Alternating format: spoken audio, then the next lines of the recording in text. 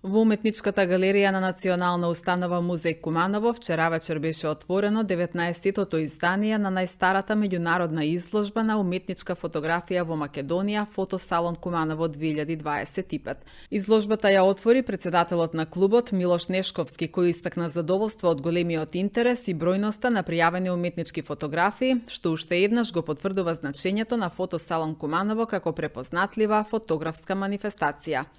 Се собравме да го прославиме 19-тото издание на меѓународната изложба на уметничка фотографија Фотосалон Куманово 2025. Речиси 2 децении, ова манифестација е мост кој преку објективот го поврзува Куманово со светот. Овој континуитет и квалитет се овозможени благодарение на несебичната поддршка на нашите покровители, Општина Куманово, Министерство за култура, секогаш со нас Корнели Лобацана и поддружство покровителство на Фотосојуз на Македонија. На годинешното издание учествуваа 127 автори од 12 земји, представувајќи дела на слободна тема.